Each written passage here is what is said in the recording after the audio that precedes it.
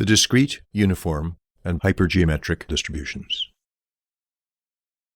Suppose we have a random variable x, which takes certain integer values, for example a plus 1, up to b.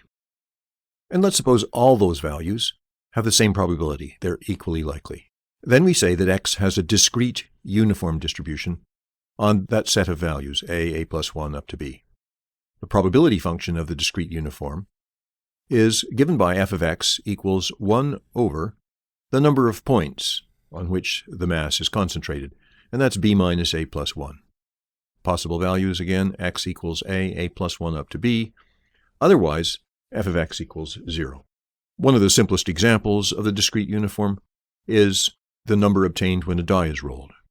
In this case, x has a discrete uniform distribution with a equals 1, that's the smallest value that can be achieved, and b is equal to 6.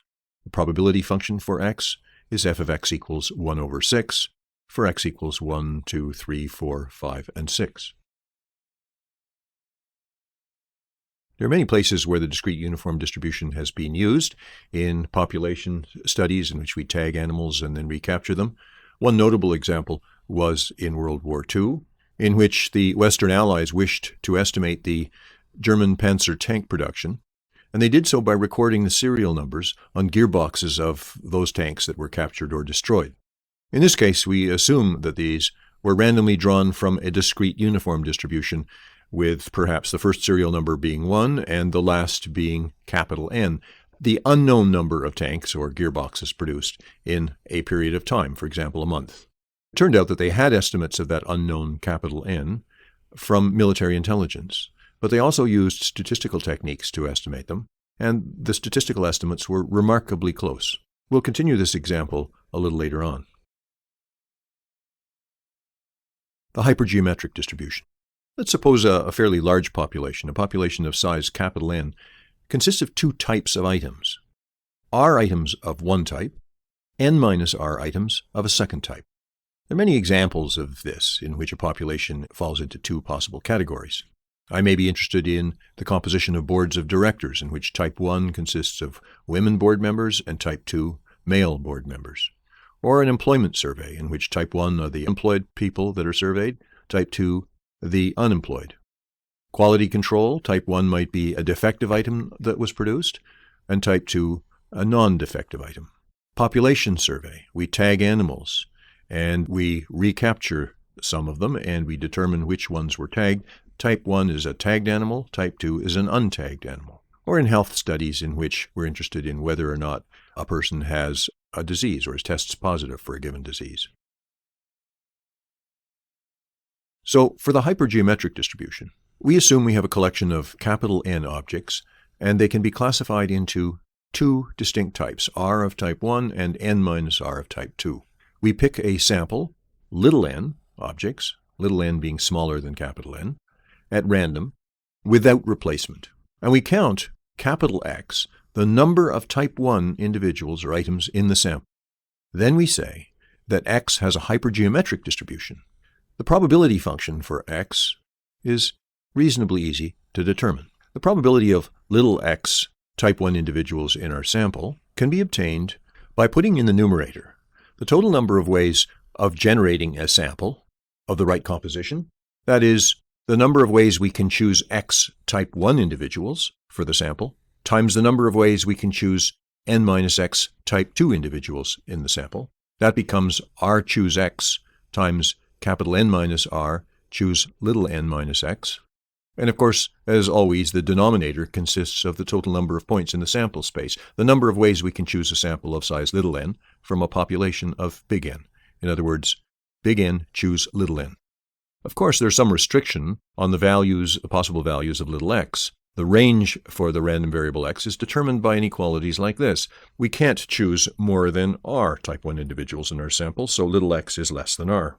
Of course, little x is also less than n. You don't need to worry too much about the range of possible values for x, because when you're outside that range, it turns out that the above formula for f of x will deliver a probability of 0. We've written down a probability function, but how do we know it's a probability function? This depends on the hypergeometric identity. The hypergeometric identity says that when we add over all possible values of x, a choose x times b choose n minus x, that sum is equal to a plus b choose n. In order to show that the probability function f of x on the previous slide is a genuine probability function, we need to show that it sums to 1. They're obviously non-negative values, but they need to add to 1. And the sum is, according to the formula we've seen, the sum over all x, r choose x, capital N minus r choose little n minus x, divided by capital N choose little n. If we use the above hypergeometric identity, you'll notice that the sum over all x, r choose x, capital N minus r choose little n minus x is r plus capital N minus r choose n, which is exactly the same as capital N choose little n. And if I plug this in to the above form for the sum of the probability function, it turns out that I end up with capital N choose little n in the numerator, capital N choose little n in the denominator. That ratio is 1 as required. Acceptance sampling and the hypergeometric distribution. It turns out that the hypergeometric distribution is important in industrial quality control in a method referred to as acceptance sampling. Acceptance sampling is a method which is used to decide whether a batch of items produced by a company is acceptable for distribution. Particularly useful when testing whether or not an item is defective is expensive or possibly even destructive of the item. Here's an example. Suppose a company sends out items in batches of 200. The company wants to be reasonably sure that a batch of 200 does not contain more than 5% or 10 defective items. If it does, then the retailers to whom these batches are sent will end up with excessive customer service costs, possibly reverting to another producer. It's too expensive to test all the items in the batch, so the company uses acceptance sampling. They select little n items for testing and decide, based on the observed number of defective items in the sample, whether to accept or reject the whole batch for distribution. So let's suppose that the company decides that n equals 20 items out of the 200 will be tested, and will reject the batch if more than 5% of this sample is found to be defective. Consider a batch which has exactly 10 defective items in 200, exactly 5%. What's the probability such a batch would be rejected on the basis of this test? We've taken a sample of size n equals 20. We've counted the number of defective, capital X, in that sample. That is a hypergeometric random variable. And we've decided that the batch should be rejected if the number of defective in the sample, capital X, is bigger than 1, because in that case there is more than 5% defective in the sample. Probability X is bigger than 1 is 1 minus the probability it's 0 minus the probability that it's 1. And this is 1 minus 190 choose 20. That's because we need to select all 20 good items for our sample from the 190 good items in the batch. So that corresponds to x equals 0.